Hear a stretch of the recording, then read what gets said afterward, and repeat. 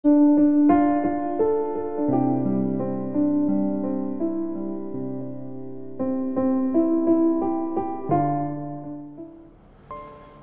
pagi dan selamat berjumpa kembali dalam Renungan Harian HKBP Sutoyo pada hari ini, Jumat 26 Maret tahun 2021. Marilah kita berdoa. Kasih karunia dan damai sejahtera dari Allah Bapa, itulah yang menyertai kamu masing-masing dalam Kristus Yesus Tuhan kita. Amin. Firman Tuhan pada hari ini tertulis dalam Injil Matius pasal 5 ayat 7. Demikian bunyinya. Berbahagialah orang yang murah hatinya, karena mereka akan beroleh kemurahan. Mertua ma naasiroha, ai sia-sia do nasida. Demikian firman Tuhan. Bapak Ibu, saudara-saudari yang terkasih dalam Kristus Yesus, menurut Kamus Umum Besar Bahasa Indonesia, ada beberapa pengertian murah hati, di antaranya suka memberi, tidak pelit, penyayang, dan pengasih, suka menolong, serta baik hati. Sehingga dapat dihubungkan dengan sifat kebaikan hati, sifat kasih dan sayang, serta kedermawanan.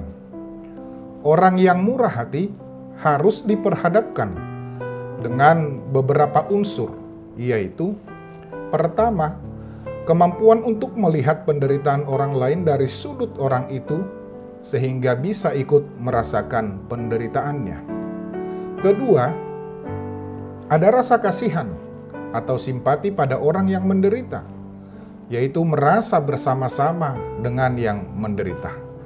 Dan yang ketiga, adanya tindakan menolong. Rasa kasihan yang tidak diikuti tindakan menolong sama sekali tidak berguna.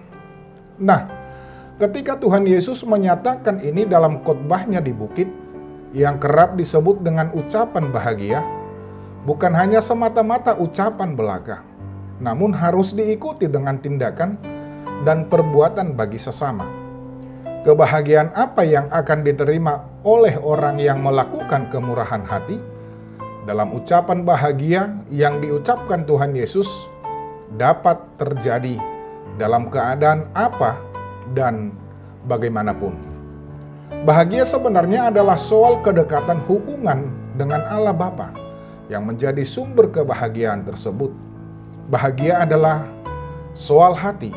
Bila hati dipenuhi dengan rasa syukur, rasa cukup, dan terhubung tetap dengan Allah, maka kebahagiaanlah yang menghampiri kita. Sebenarnya, Allah sudah lebih dahulu bermurah hati kepada manusia, sebab Dia suka berbuat baik dan memberikan yang terbaik bagi manusia. Sifat inilah yang disebut dengan kemurahannya. Nah, untuk selanjutnya sudah sepantasnya lah manusia untuk bermurah hati terhadap sesamanya, sebab sudah lebih dahulu menerima kemurahan hati Tuhan. Karena Allah menginginkan kehidupan yang memberikan pengaruh bagi orang di luar dari dirinya, bukan kehidupan yang hanya berpusat pada dirinya sendiri. Inilah sebenarnya kebahagiaan sejati. Kebahagiaan sejati adalah anugerah dan pemberian, yang juga adalah karakter anak-anak Allah. Karena itu mari memberi diri dibentuk oleh Kristus, sehingga karakter Kristus ada dalam hidup kita oleh karena kemurahannya. Kebahagiaan akan diukur seberapa banyak kita memberi dan mengorbankan diri untuk mengikut Kristus. Kita diundang untuk menjadi murid yang murah hati dan membantu sesama yang membutuhkan.